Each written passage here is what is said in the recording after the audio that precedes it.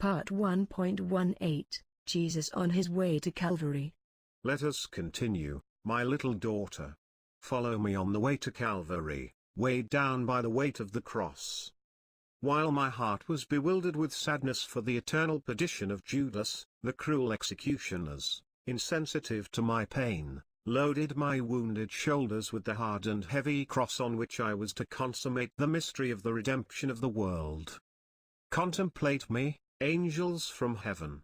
See the Creator of every marvel, the God to whom all the heavenly spirits render adoration, the God walking towards Calvary and carrying on his shoulders the holy and blessed log that will receive his last sigh. Also look at me, you souls who wish to be my faithful imitators.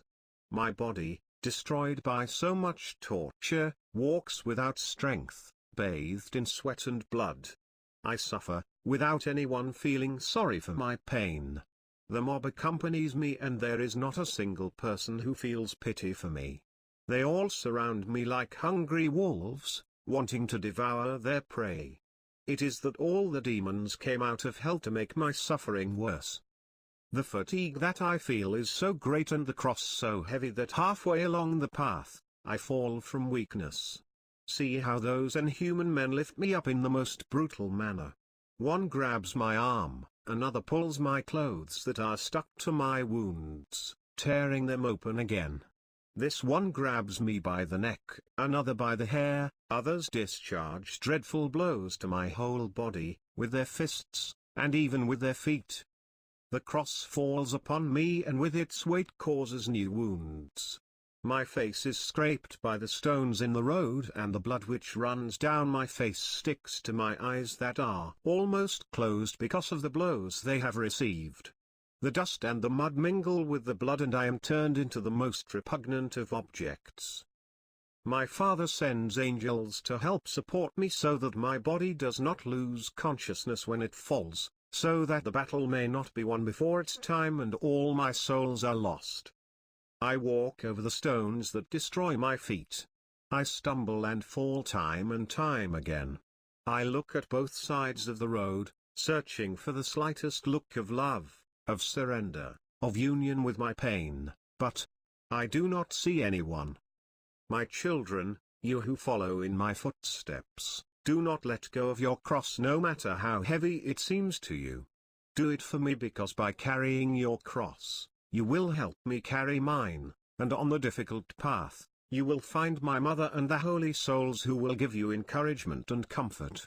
Continue with me for a few moments, and a few steps ahead you will see me in the presence of my most holy mother who, with her heart pierced by sorrow, comes out to meet me for two reasons, to gain further strength to suffer at the sight of her God and, with her heroic attitude, to give her son encouragement to continue his work of redemption. Consider the martyrdom of these two hearts. What my mother loves most is her son. She cannot ease my pains and she knows that the sight of her will increase my sufferings even more, but it will also increase my strength to fulfill the will of the Father. For me, my mother is the most beloved being on earth, and not only am I unable to console her, but the sad state in which she sees me causes her heart a suffering similar to mine. She allows a sob to escape. The death I suffer in my body, my mother receives in her heart. Oh, how her eyes are fixed on me and mine on her. We do not utter a single word, but our hearts express so many things during that painful look. Yes, my mother witnessed all the tortures of my passion, which were presented to her spirit by divine revelation. Moreover, several disciples, even though they remained far away for fear of the Jews, tried to find out everything and would inform my mother. When she found out that the death sentence had already been pronounced, she came to meet me and did not abandon me until they placed me in the tomb.